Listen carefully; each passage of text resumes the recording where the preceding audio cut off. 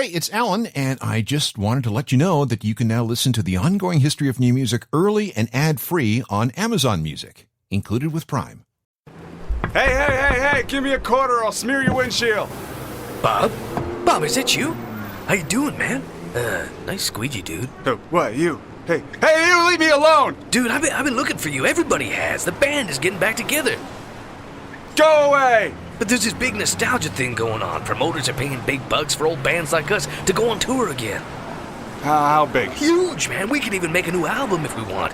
No one want to hear it, of course. They'll just want to hear all the old stuff. But at the end of it all, there's a lot of money for everybody. All we've got to do is pretend we like each other again. For about 6 months. But I pawned off my guitar. I developed this little crystal meth problem after you stole my girlfriend on the last reunion tour. Yeah, but your girlfriend was actually my wife at the time. Did I ever apologize for that? No. Sorry then. Yeah, that's okay. She was also sleeping with Fred at the time. Fred? I'll kill him! Oh, dude, he stroked out and died during the last reunion tour. Don't you remember? You wouldn't come out for that encore? That's when you called him a punk, stormed off the stage, and we never saw you again. What about Simon? Simon died before the tour. We got that fry cook from Burger King to take his place. So, it's just you and me? Yeah. What'd he say? Once more for old time's sake? Okay. But my squeegee gets its own tour bus. This is the Ongoing History of New Music podcast with Alan Cross. Hi again, I'm Alan Cross, and this is part 2 of a series on reunions. We do this every couple of years to get caught up on who's back together and why. And I think that's the best part of these stories, the reasons and motivations for reassembling something that somehow got broke and fell apart. So let's go over the rules again. Number 1, I've done my best to be as accurate as possible, but sometimes it's rather difficult to nail down the exact date when a band decided to break up and the exact moment when they decided to reform. So we need a little bit of leeway. We have to estimate sometimes. Number 2, we're not concerned with serial reformers, bands that have come and gone multiple times. We want clean breaks and definite reunions. And rule number 3 is that we started with the shortest intervals between breakup and reunion, and we're working towards the longest. Got all that? Okay, because right off the top, we're kind of going to break rule number 2 with the Verve, because there were times when they ceased to exist before the big break. There was a time from September 1995 to sometime in 1996 where it looked like they were done, but they weren't. So we can look at that period as a hiatus, not a breakup. The proper breakup of the Verve came on April the 28th of 1999. That's when the official announcement was made, so that's the date that we're going to use for this. In all honesty, though, the Verve really hadn't existed since August 29th, 1998, when they played a final show together in Ireland. And when I say together, I mean most of the band. On June 7th of 1998, after a show in Dusseldorf, Germany, singer Richard Ashcroft, a pugnacious kind of guy, went at it with guitarist Nick McCabe, who is a more sensitive soul. Richard's face took a pounding, and Nick ended up with a broken hand. And with that, Nick decided he was done.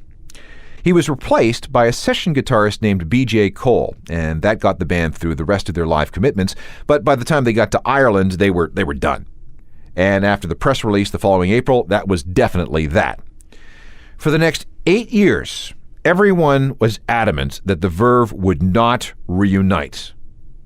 But time tends to mellow people out. Nick McCabe started working with drummer Pete Salisbury in some project. Ashcroft heard about this and thought, well, maybe it's time. Meanwhile, bass player Simon Jones wasn't doing much, and guitarist Simon Tong was available, but he was deliberately kept out. So, okay, maybe there was more mellowing required. In any event, a reunion announcement came on June 26th of 2007. A single was recorded, and an album called Fourth was released. There were festivals and tours and remixes, and then... Well, just hang on. Let's hear some of the reunion music first, and then we'll get back to everything that happened later. This is the comeback single. It's The Verve and Love Is Noise.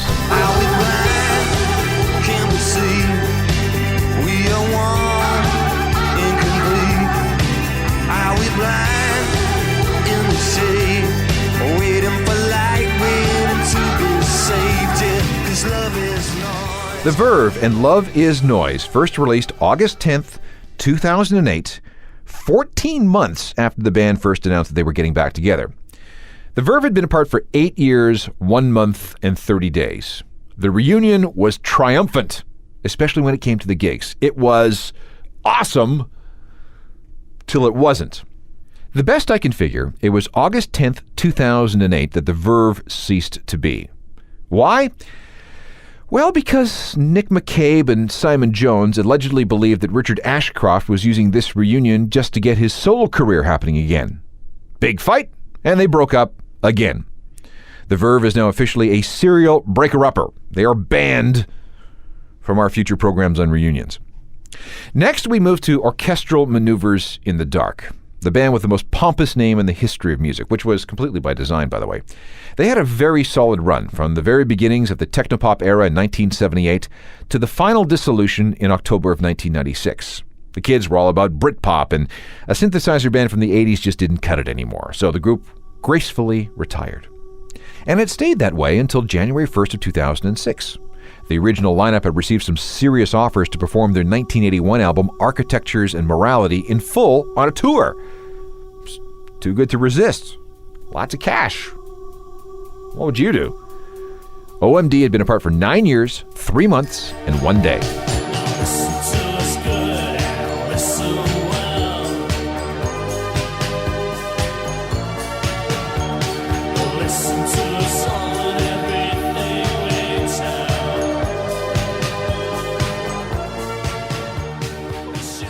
Orchestral Maneuvers in the Dark with Joan of Arc, a single from their 1981 album Architectures and Morality. It was the offer to perform that classic techno-pop album in its entirety, in concert, on tour, that brought them back together. And they've kept it together since then, too. Our next breakup and reunion was another graceful affair. Crowded House grew out of Split Enz, one of the most successful New Zealand bands of all time. Moving to Australia, singer Neil Finn led the band through a series of best-selling albums between 1985 and 1996. They found fans around the world. Eddie Vedder of Pearl Jam just loved these guys. And then, sensing that a good thing was done, Crowded House decided to call it quits. And they did it in grand style. Here's what happened. The Sydney Children's Hospital had run into a cash crunch. So, on November the 24th of 1996, Crowded House did their part by performing a giant farewell gig on the steps of the famous Sydney Opera House. Money raised, crisis contained, everyone went their separate ways for about 10 years. But then something happened to draw everybody back together again. Former drummer Paul Hester, who had become something of a TV star in Australia. In fact, if you have kids and they're into the Wiggles, Paul the Cook was played by Paul Hester. But all was not well with Paul. By early 2005, he had run into some personal problems and fell into a deep depression. Paul hanged himself on March 26th of 2005. The funeral, coupled with the 10-year anniversary of the Sydney Opera House performance, the DVD was coming out, you see, a reconnection began. And on January 22nd of 2007, Crowded House made the official announcement that after 10 years, 1 month, and 28 days, they were back together.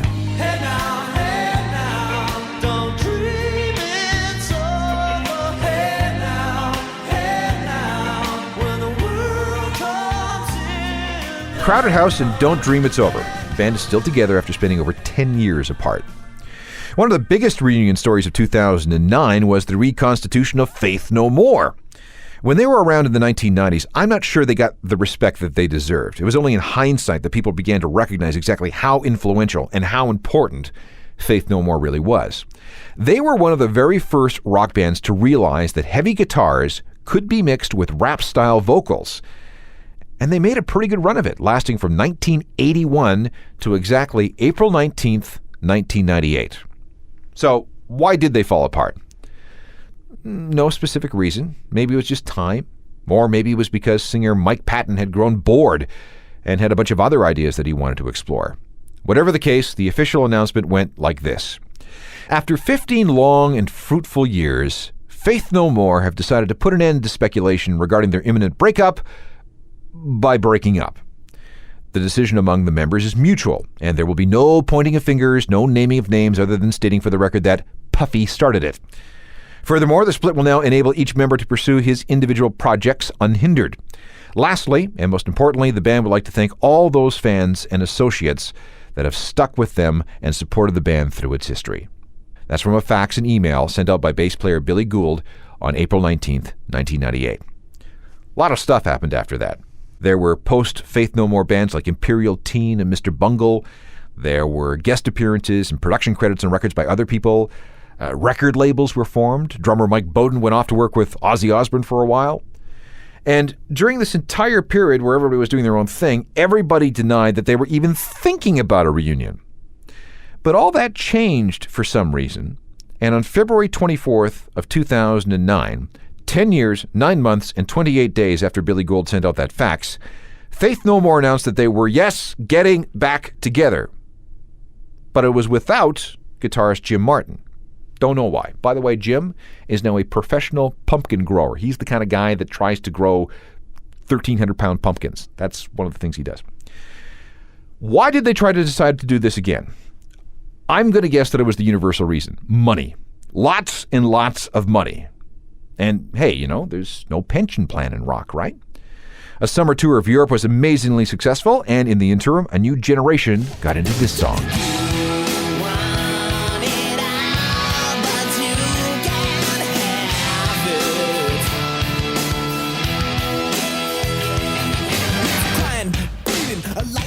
Faith No More with Epic. The album was The Real Thing.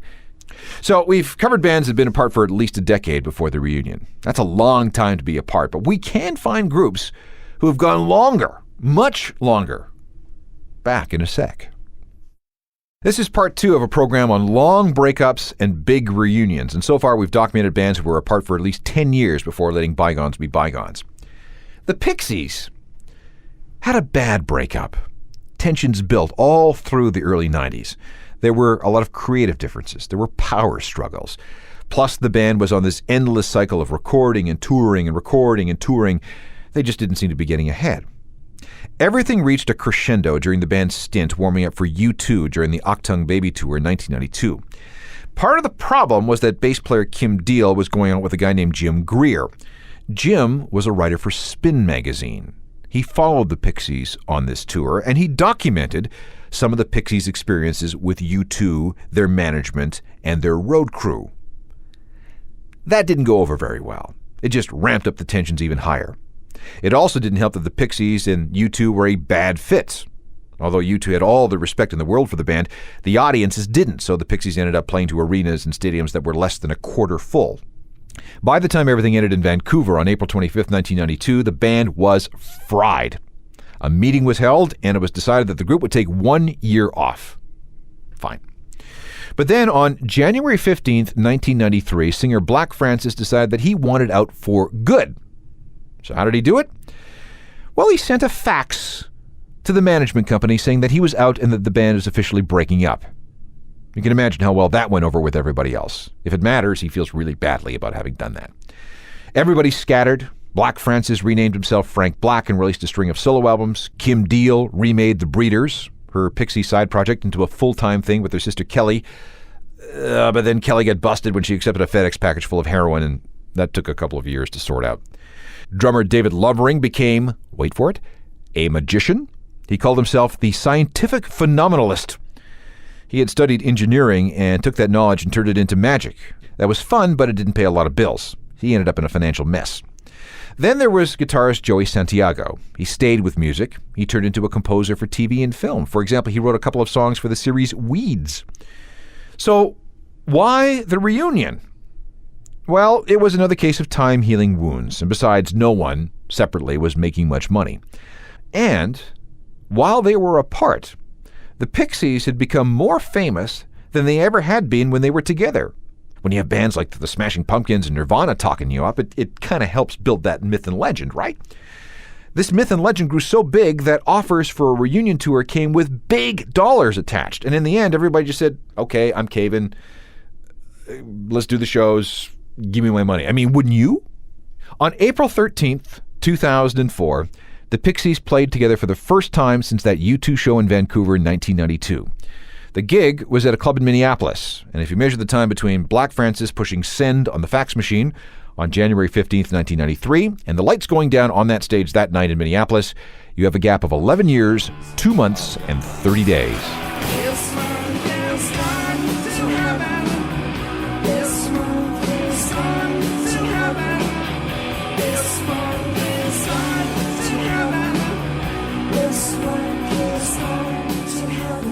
Those are the Pixies, live at the Fine Line Music Cafe in Minneapolis on April 13th, 2004. That was the first show on their reunion tour. My Bloody Valentine is a weird case. They never really formally broke up. Leader Kevin Shields just got distracted. After releasing the Loveless album in 1991, that groundbreaking noise pop album that was the epitome of the shoegazer sound and everything that descended from it, not a lot happened. First, it cost so much to make that record that it practically bankrupted their label. Then the band was signed to Island Records, who gave them an advance of $500,000, all of which was thrown down a rat hole constructing a new studio.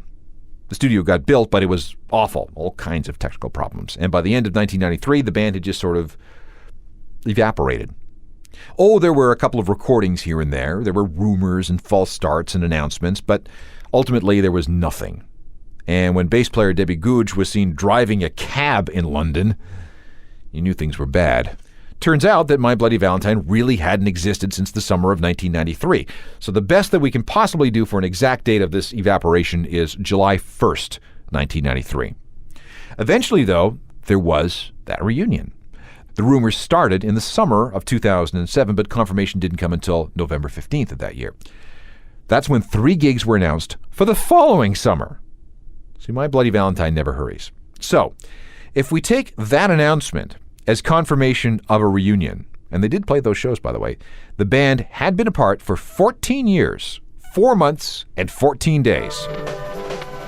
Still no new album, so let's go back to the last one from 1991.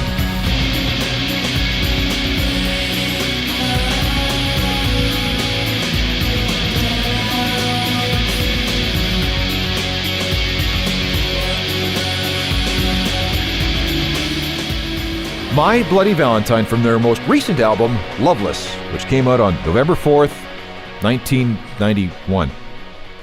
In a moment, we're going to break the 15-year barrier, a decade and a half between the explosion of an original lineup and its reassembly. Stay close. We have time for one more breakup and reunion story for this show, and it's the first of 2 involving Johnny Lydon, Johnny Rotten of the Sex Pistols, but this is not the Sex Pistols story. Johnny's post-Pistols band was called Public Image Limited. He was looking for a more experimental way of dealing with rock. He got deep into reggae and dub. He listened to a lot of German rock from the 70s. He hung out with some funk musicians and eventually pulled together a band that ended up having a profound effect on several genres of music, including industrial and punk funk. 9 Inch Nails, Massive Attack, Manic Street Preachers, Ministry, Primal Scream, they all acknowledged the importance of Public Image Limited. In fact, and this is not widely known, one of the people Johnny auditioned for the band in 1984 was a young bass player from Los Angeles named Michael Balzery. He actually got the gig, but he decided he'd rather stick with his new band that he was forming with his friend Anthony.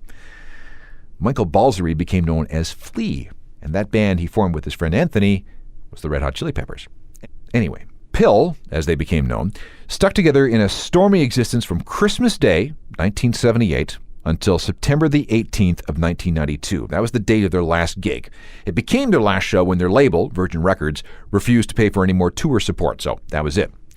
Everyone went their separate ways. Johnny ended up back with the Sex Pistols, more on that later, and participated in a variety of other musical projects. In the summer of 2009, for whatever reason, he decided that it was time to resurrect Public Image. Why? Well, because Pill's Metal Box album, a very influential record in many circles, was being re-released in a 30th anniversary edition. The actual announcement came out on September the 7th of 2009. That was one reason. Another was a little more emotional. Johnny had lost his father to cancer in 2008, and he also found out that his brother's cancer, which had been in remission, was back. This reminded him of the Pill days when his mother died. In fact, the band had a song called Death Disco that was inspired by the death of Johnny's mom. Maybe there was some unfinished business morbidly lurking in there somewhere. The time between that last show and the reunion was 16 years, 11 months, and 20 days. And I guess we should play something from Metal Box, shouldn't we? This is called Memories.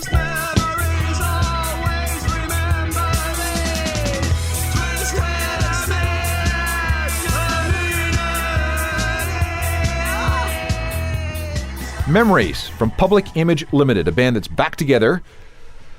Sort of back together. Well, in spirit anyway. Johnny Lydon is out front, but everybody else is different. But it's all that counts is Johnny's band. They were apart for almost exactly 17 years. You may have noticed a commonality in a lot of the reunion stories on this show, and that's money. There is a lot of money to be made in nostalgia. If you can keep everyone together long enough, and if you can keep everyone from killing each other, a reunion is an excellent way to top up the retirement fund very, very quickly. And the longer you've been apart, the better that retirement might be. On our third and final reunion show, we'll look at groups who have been apart for a minimum of 17 years. And we're going to finish up with the group that stayed apart the longest before succumbing to all the pressures and pleasures. Technical Productions by Rob Johnston. I'm Alan Cross. You've been listening to the Ongoing History of New Music podcast with Alan Cross. Subscribe to the podcast through iTunes, Google Play, Stitcher, Spotify, and everywhere you find your favorite podcasts.